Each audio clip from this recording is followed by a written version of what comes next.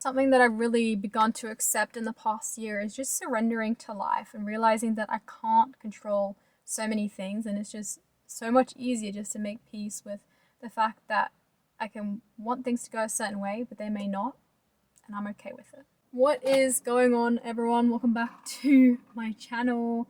We are in Australia now. As you can see, I am in the bush, or you might not actually, the focus might not be on the background, but I am parked up in my car, got my iced coffee because it's freaking hot outside as usual, and I just wanted to give you a quick update on what it's been like since leaving London, being back in Australia, my feelings on being back in Australia, and then also some reflections I've been having. I think for about 10 days after I came back, I was definitely feeling some type of way.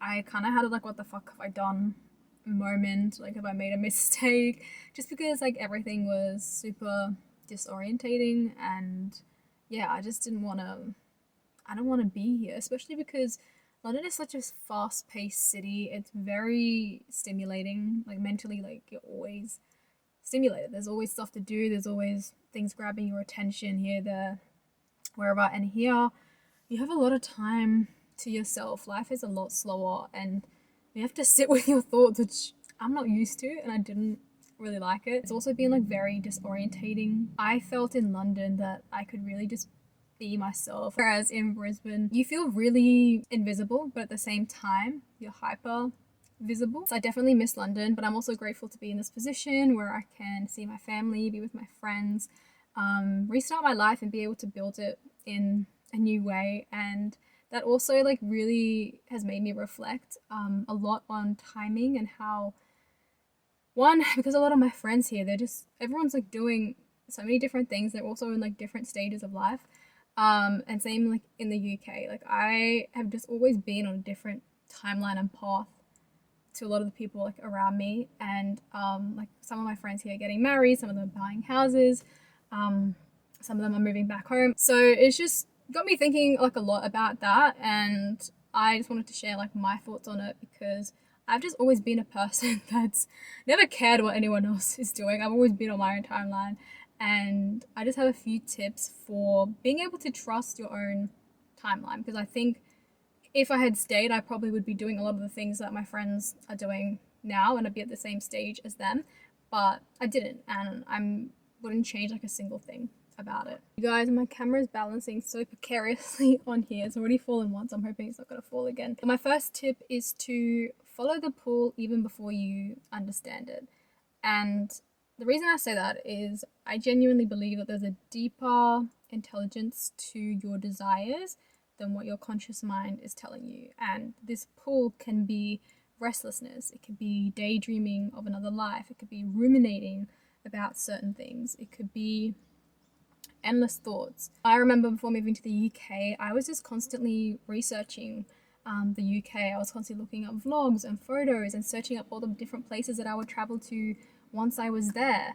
There was just like nothing or no one that could convince me otherwise. I didn't care who was getting married, who was buying a house, who was buying a car, what the newsman was saying was the best city to live in. I just had this peace and tranquility about that decision. I just knew that I had to go. Like it was a pull and this unexplained like curiosity within me. And I'm just, really glad that I went. It just would have taken a lot longer to become who I am now. I think I had a lot of stuff to figure out internally, and I think that was a deeper intelligence within me, like searching for that and knowing that I needed to be in a space to figure that out.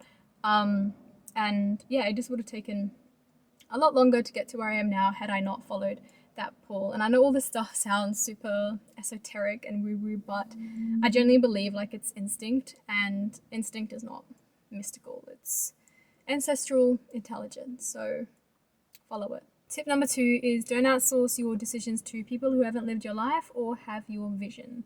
There are complexities to you as a person that even you don't consciously understand.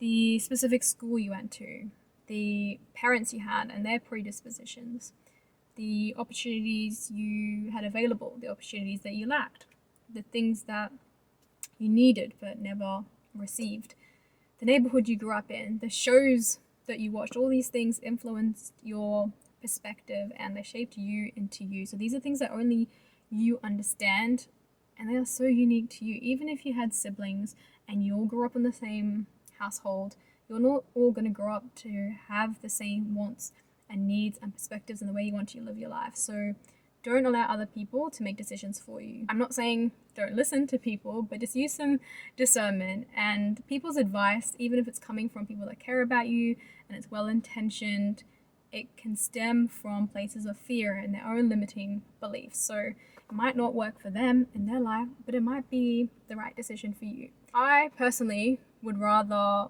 follow something that I thought was wholeheartedly for me and it didn't go right than to play it safe and stay small. So stop looking for permission from other people to do the things that you want to do. Tip number 3, trusting the timeline of your life is going to come with discomfort.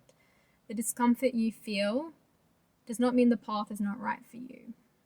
As I've gotten older, I tend to forget all the different chapters of my life that started with discomfort.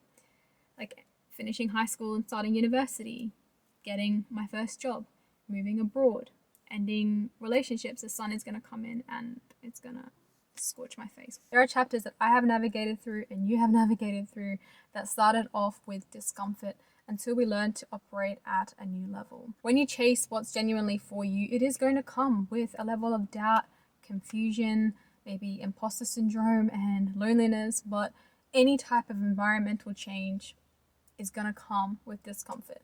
It's just the entrance ticket for getting to where you want to go. And it's really about leveling up internally and spiritually, changing your beliefs, your habits, and your inner world so that you can learn to operate at that level. Something that's really been helping me is nervous system regulation. If you don't really know what that is, definitely check it out. There's a whole science to it. Facing some level of discomfort is an unavoidable part of trusting the timeline that is meant for you. Tip number 4 is there is no such thing as being behind in life. I don't know what it is with me, but I have never ever felt like I was behind in life. I don't know if I psychologically block it out. Maybe it's a threat to me to feel like I'm behind in life. That could be a flaw, but I really just don't give a damn. I refuse to acknowledge it.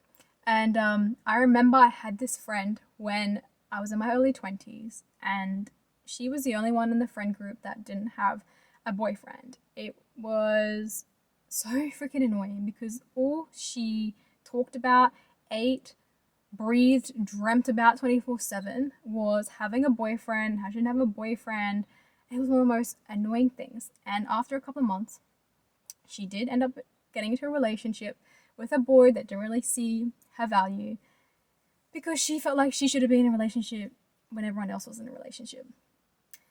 And my point is, and of course that relationship didn't work out. It was very tumultuous because she was on a different timeline. We do not need to be rushing things. We all have such different clocks and contexts and wiring.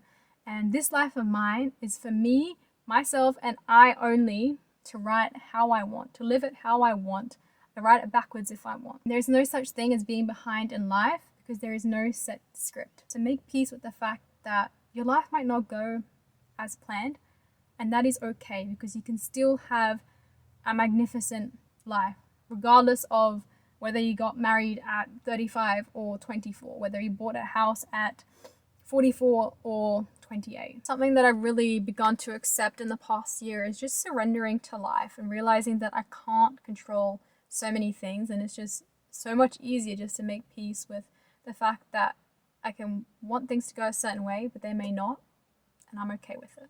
That is all from me today. My camera is literally about to die. It's got the yellow orange bar and the cross against it.